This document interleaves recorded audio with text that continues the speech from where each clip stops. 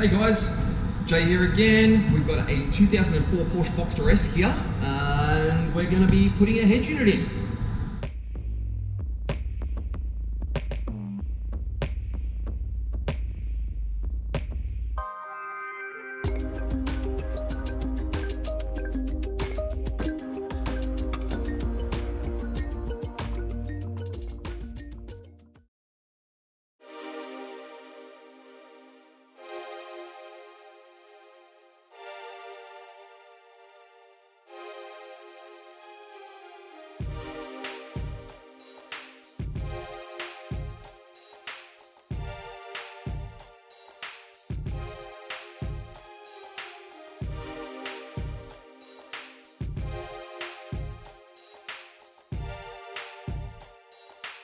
Alright, so this is what's going in. We've got a UTE-73EBT, which is just a basic Alpine deck.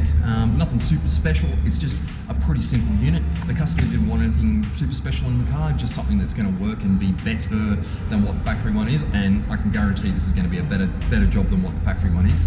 So, next thing is going to be getting inside that car and start to get that factory unit out. So I'll go get some keys and some tools and a few cloths and stuff to make sure we don't scratch anything, and I'll start pulling this thing apart.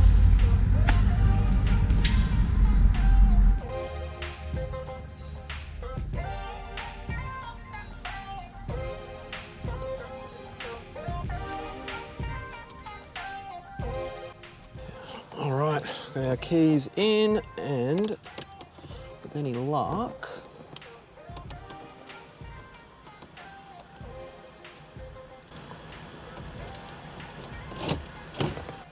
go.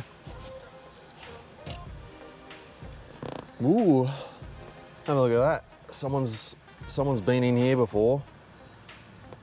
Someone has definitely been in here before. Now, that is a concern. It's a digital interface, which is fibre optics. Game over.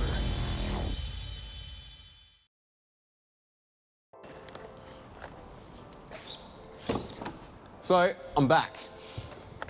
We have an adapter from AirPro. Now, this car has a thing called MOST. So, it's basically a factory fibre optic connection. Give me a second, I'll unplug it, and you'll see that one there. That is our fibre optic connection.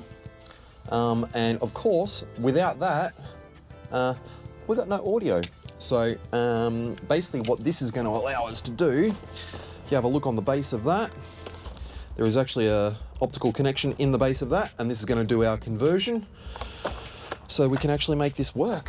So that means now I can continue. I can actually pull this unit out, we can make sure it's all going to work, and start getting it done. As well, while I'm in here, this has, yep, someone's attacked that for some reason. I am not sure why, but I'll clean that up a little bit. Anyway, there's our unit out. So I can start doing the next bit. One thing I do always like to make sure of is that my adapters actually plug in. That's always a good start. So we'll see now here, that's got that plug in. So our MOST connector, which has just disappeared back into the dashboard, this one here, will now plug into him. So that's going to give us our audio input back to the factory amplifier.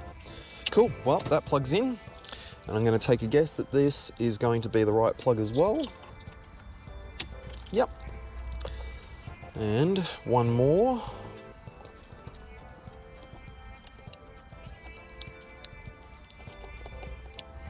Beautiful.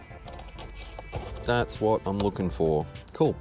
Well, that all plugs in. That's a good sign. That means now start getting the head unit wired up and make sure it's all going to work. Sweet.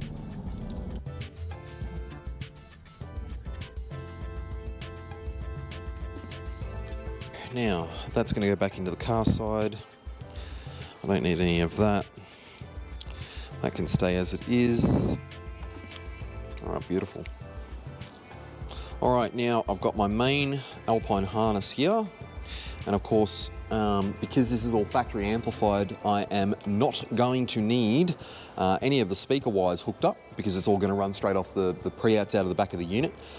So I can start wiring this up, get basically my power ground and illumination and stuff wired up, and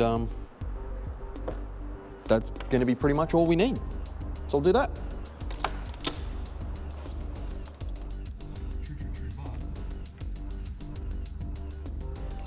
Now this is actually an interesting point that has been brought up before between the heat shrink and electrical tape debate.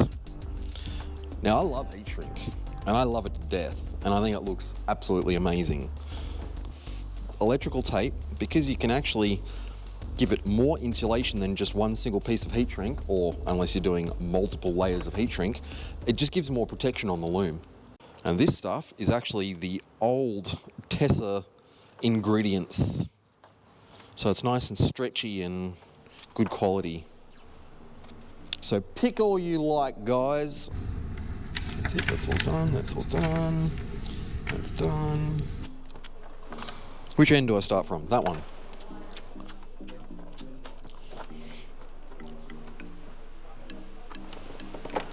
So now if I look at the back of our unit, I'll get an idea of where these plugs are going to sit.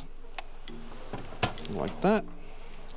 Now I can give myself a nice little loopy jig.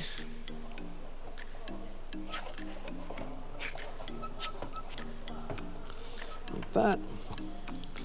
Grab our MOST interface. Goes there.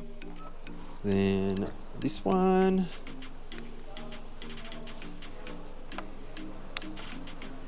That's that. That's our two modules, our two main plugs, our antenna, which will also go that way.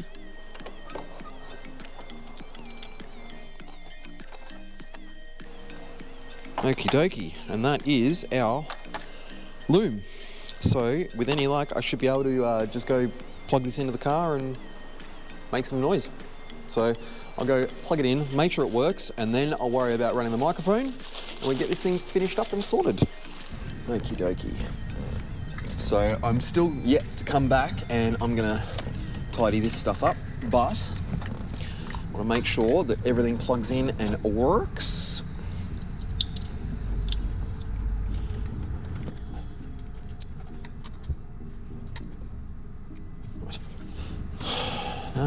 That. Now just our main MOST. Okay, so with any luck, just do a quick tuck on you, we should have some audio. Oh yeah. Yep, that's a fantastic start.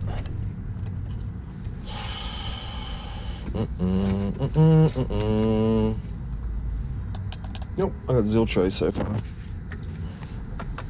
CANbus module's not responding. I got problems here.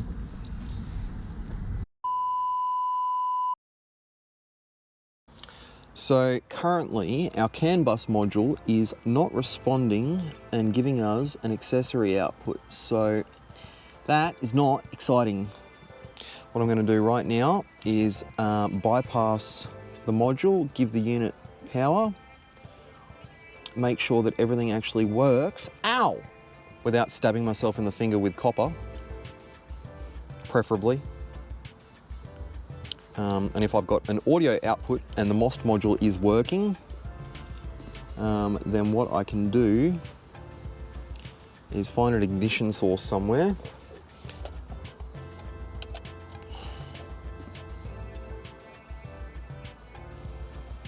And yes, we have audio. So that means what I'm going to need to do is find an ignition source somewhere and actually have to bypass the CANbus module because we're not picking up a CAN signal for their accessories. and I'll pinch an ignition so that it basically triggers with the key. Obviously we've got audio working now, so that's good. If I try and find a station.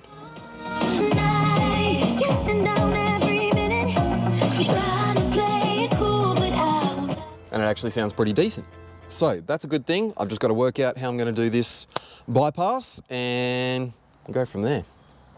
Cool, all right. It's progress at least.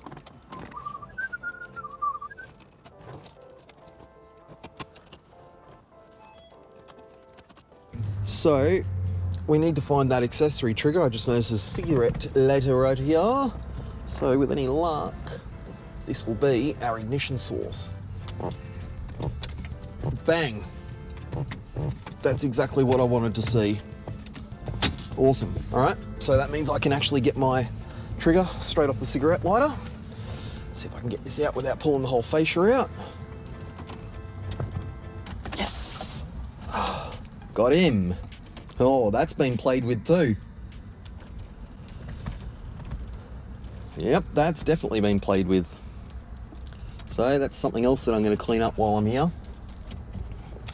This tends to happen a lot. Every time I pull someone else's car apart, I've got something I've got to fix. Oh, wow. Yep, that's a little bit how you going.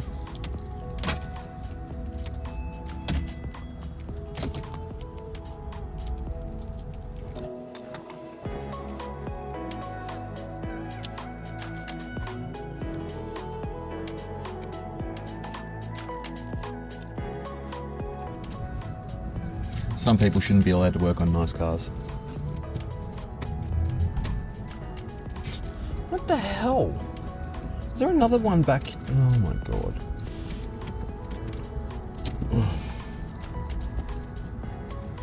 Is that even electrical tape?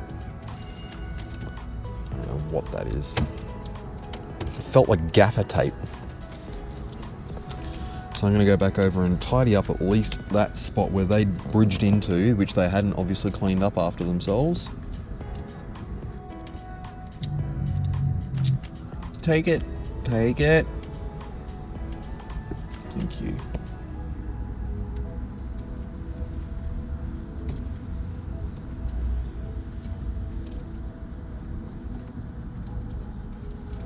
And the last bit, just some Tessa cloth tape, and we'll tidy up that last bit of the loom.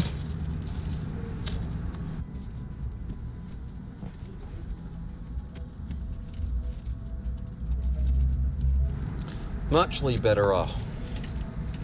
So now that can go back in. Come on, where's the hole? Find the hole. Any hole? Any holes of gold? No, actually I need the one specific hole.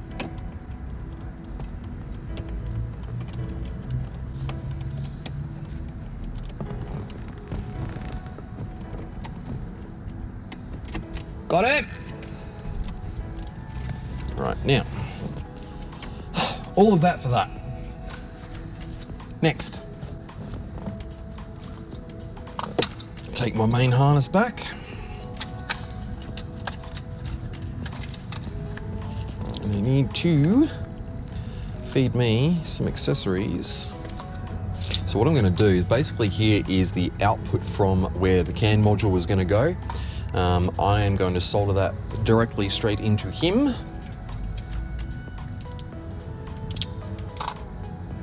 And that means that what was originally going to be the output from the CANbus controller is now the output from our car side for ignition source. Still do a quick tidy up on this end as well.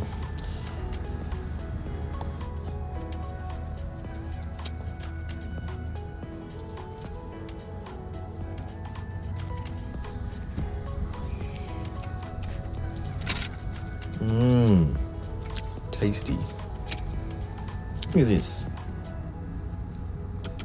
It's terrible.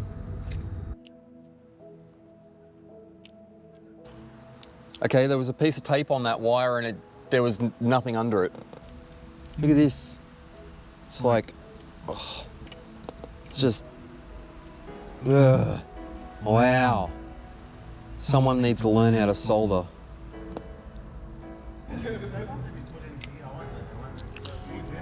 That one.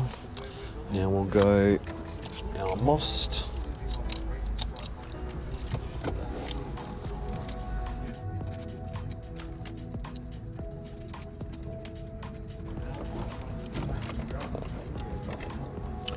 All just tucks nicely down into the cavity.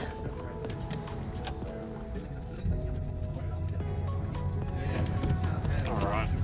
Now, make sure we're all still going.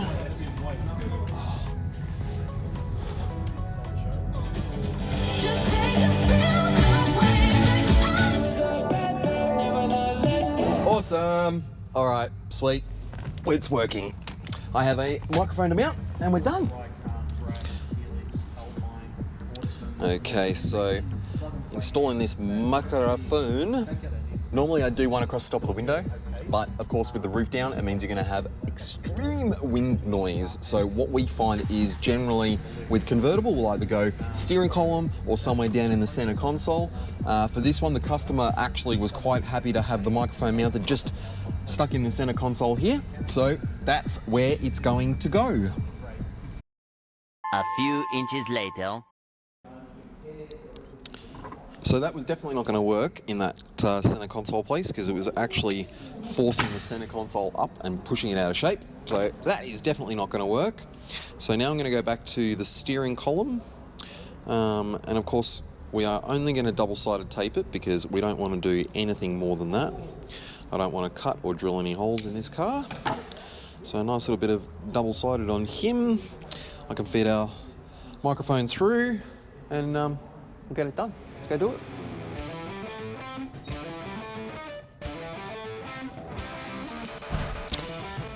See? See? Every time.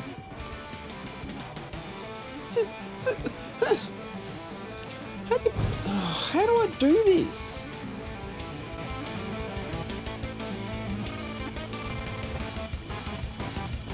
And of course that's a sealed cavity, so it's a watch off and elbow deep. Oh, I can only get up to my wrist on this one. It's tight. And it's pretty tight. See if I can do this without getting my hand actually stuck in the dashboard. Oh, oh. Ah, yes. Ow. Okay, my hand is actually stuck. Got him. Whoo-wee. That was tight.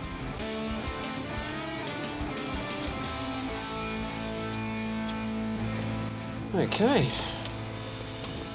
That's the last part of what we needed, so I can now mount the cage for the unit and send it home. Woo!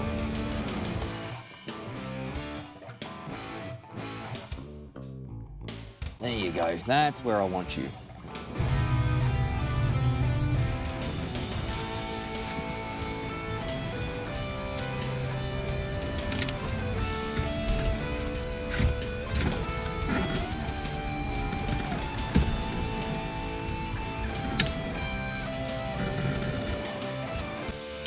Make sure that's locked into place.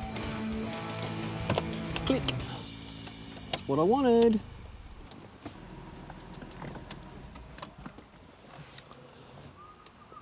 Oh, we can change the colour, by the way. Oh, you can change the colour? Yeah. Nice. I'll do that first. Demo mode off. Clock adjust. It is 12. No, it's not. It's 1:07.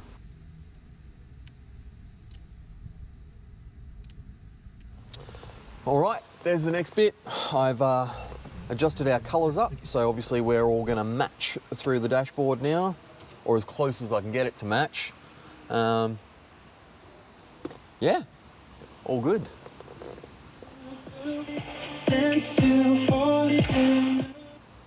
Awesome. Sounds pretty decent too. All right, guys, there we have it. That's a head unit and a Boxer. Actually went pretty well, besides the little mishaps we have, but so I wouldn't be a car audio installer if I didn't know how to deal with cars that don't want to play ball. But that's fine. That's how it works. So thanks for watching, guys. Like and subscribe. I'll be back soon with another build, and see you then. Thanks, guys.